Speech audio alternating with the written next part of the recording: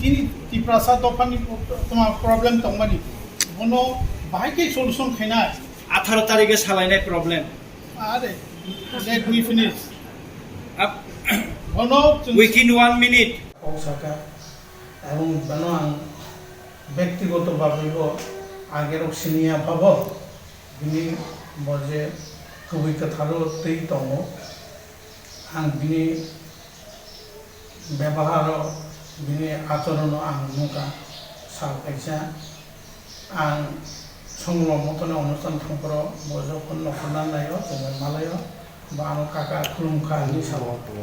जे काका बिनि आनो समर्थन खायो बा आनो खुलुमखा आं बय परिस्थिति बसो काम करे बौद्धिक कक सामानि बिनि जे बखा ब्रडनेस बिनि बखा कत अकरावनो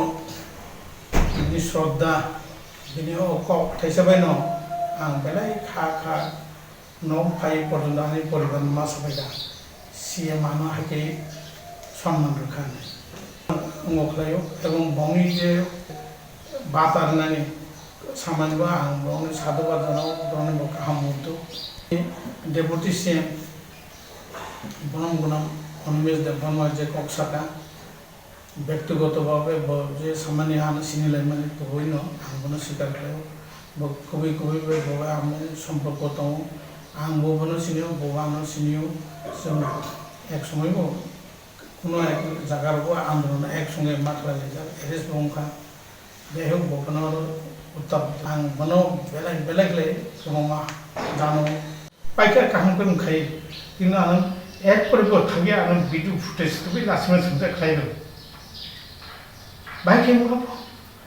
ओ भिडियो फुटेज आनंदे खाइरो बेनति प्रति खाइरो ना कमल कोलै गरम गदान को दिखलाय ना गरम गदान कमल कोलै न चाजे बरो दिखलाय ओ भिडियो फुटेज सबो खाइ आनो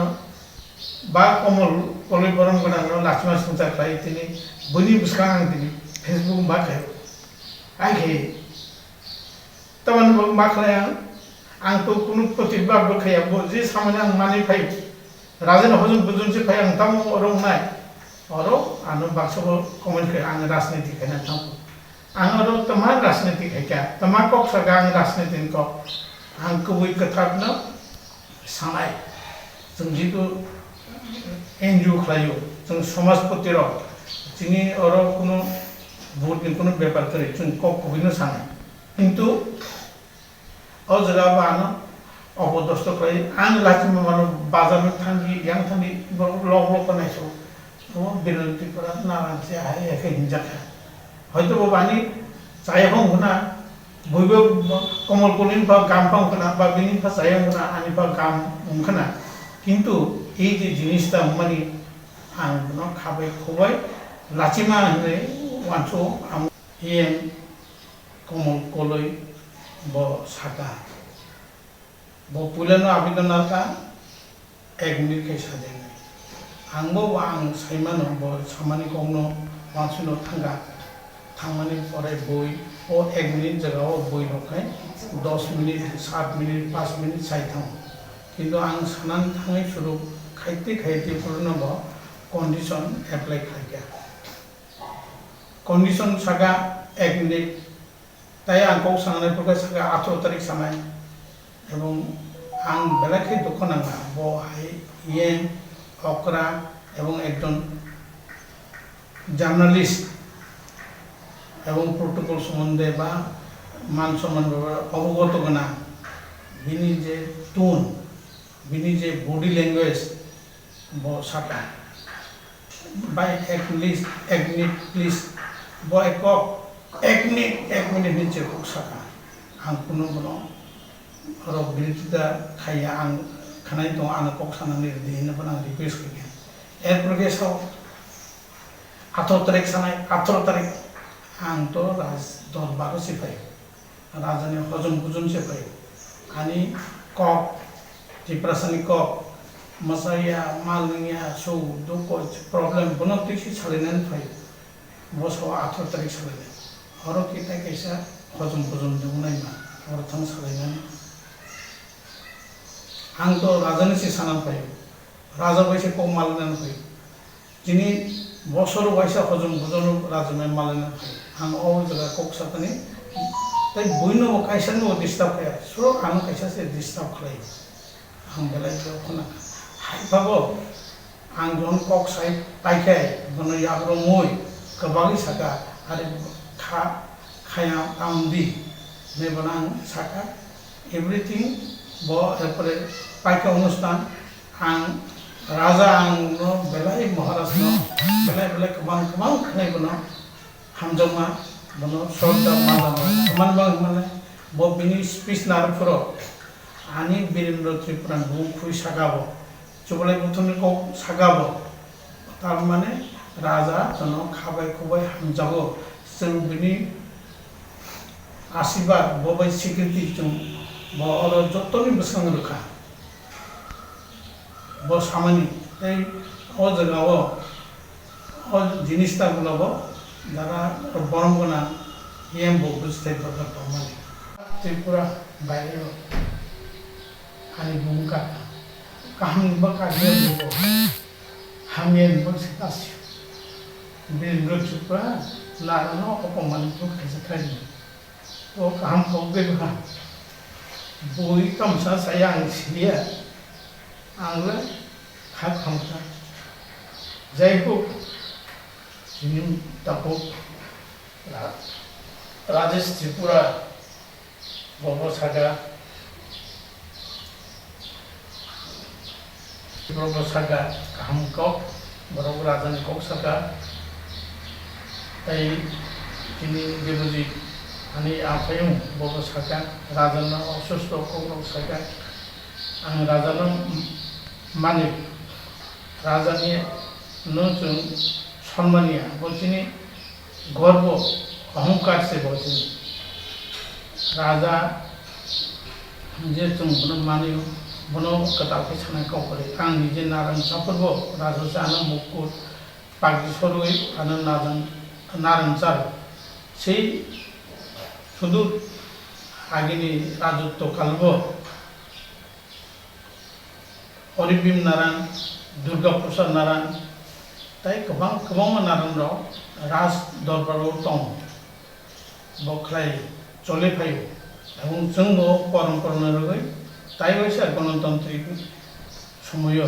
राजा भाई जों कताल थाइबनो रिभाइव खालायजाखा जों राजानो चिकन खालाया राजानो जों नायसिनजा गैया आं सानन मुसलमान कक्का हिसे जे अदिनो हजम बजन जे घटना उनथांमोनि जे कक्का सामानि आं कक सानान थांगा जोंनि बरम गोनां Iem Kamal Koloi bo saka bo pulano abidan narka 1 minute ke sadeng angbo ang saimano bo samani kongno mansuno thanga thangmani pore boi o 1 minute jagao boi nokai 10 minute 7 minute 5 minute sai thang kintu ang sanan thangai suru khaite purno bo condition apply khaika condition saga 1 minute ताई आं कौ सांगनाय फोरखौ सागा 18 तारिख सानाय एवं आं बेलाखै दखनाङा बो हाय येम अकरा एवं एकदम जर्नलिस्ट एवं प्रोटोकॉल सम्बन्धे बा मान सम्मान अबं कलेज बिनि परिबार तरिबार दं जों एक लगे नका पासापासि सालाय माइ दैतारेखौ खासि खुसि गायजों फायगा सारे कक त्रिपुरानि न्यूज बो उनका खूब काम खालायबाय था टप बेपि फैजा महाराजा CEM EM बमनांनायनिफ्राय अक्रा रंनि भिडिअ फुटेज नुका एभ्रिथिं इज ओके स्मूथली नाइट गाहाम खालामो किन्तु आं आउटिं दङ आउट अफ स्टेशन आगत किन्तु नुका आनि नामे भिडिअ प्लेस खायो और जे टंटिंग सुरे 1 मिनिट दङ आं बाबको टंगै लासिमा थांगा हारिमु तामु थांगा असो गाहाम फोरोंथाय हजम बुजन फाइमानि और किन्तु आं साथाय गलायो आङो आफोर टन्टिंफोराव आङो एक मिनिटनि चिरखौ साजाबफोराव आं वाइसे खाबो काका आं हरनि नखसे थांसिनाय हाइके हिंजाव मालिया चंका किन्तु बर महाराजानि अपमान होनाय आं हजम बुजन से फायो राजानि बुजन से फायो आं बुनि बुजनो फायाबले ने आं खाचङै मताइनो ईश्वरनो दुआई रुई राजानो खुलुमै आं खाबखौ हिंगा बोला जाया बिदिनो फिसा बा खायजि बिखु थिगे ने आं नखरनि राजानो मोननानै दं बोलासिमा उंखना आं अजगाव ओ उमन परे त्रिपुरा दखानी बर' रक जारा त्रिपुरानि सराय खानाय राव बनो नुई लासि जाखा बरक बनो जुरालु बाबे प्रतिबाद खायका ब स्वतःस्फूर्त प्रतिबाद শুধু त्रिपुरा दखाया অন্যান্য দোকানি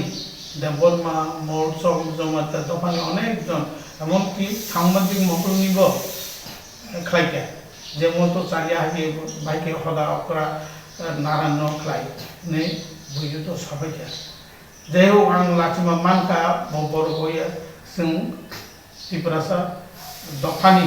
जों जत थांसा जों त्रिपुरा दफा आं कमल कलैबाय बिनु त्रिपुरा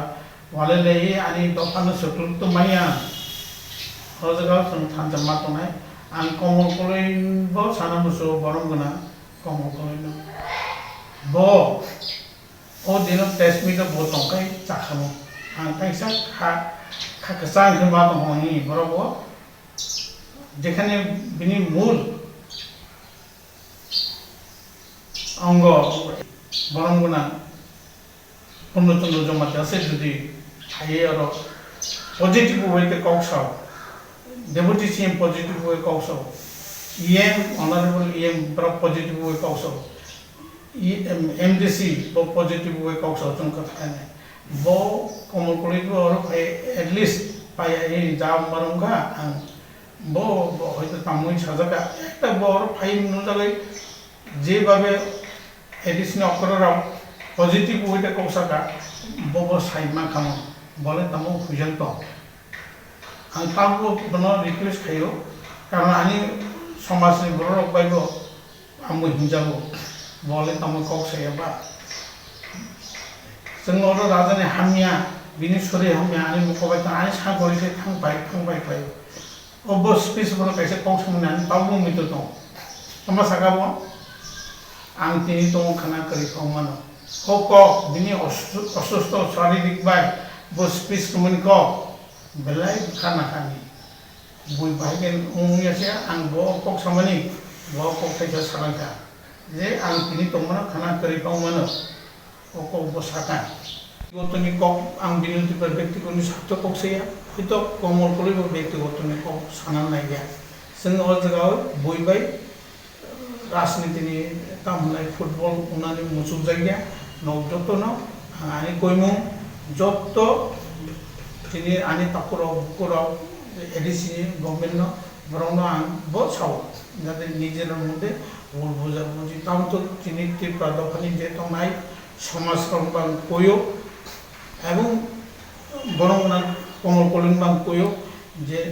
निनि सामु हिमु जे এটা প্রটোকল মানে একজন নিয়ম তিতে যে বতে হেগা করক সামানো তা সাথে আন ওয়ানা জাকা এটা তো ডাইরেক্ট টেলিকাস্ট চলে তো ভিডিও রেকর্ডিং তো অ জায়গা বল আগে টন্টিং সামানি বো তো আনো সামান গলে পুরা বড় মুভি থাকে তাবো আর নিন্দিতে চাই না আনি চাই দুনিয়া নি ত্রিপুরানি বড় চাই মাসিনে গুলো কারণ পয়সা না পয়সা আগে খাইতে দরকারিয়া এবং আং आं ताइकंसा सानमो लाची आं 18 तारिख अनुष्ठान थांसे मालिया बुइनेमले मो बिरेन्द्र त्रिपुरा नारायण हाके कुटुक जन्नाय आं लाची आरो 18 तारिख आं बखा थाना मुसो बाबा आं थांग लाची थांगलिया हाइबाबो एडिसनि जे ब्रगनि जे उद्योग नामानि जे दफरावनो जे हनादाम माने बोला आं हामजागो वा एकटा शुभ काज आं साधुबाद आं बेलाय बेले हामजामा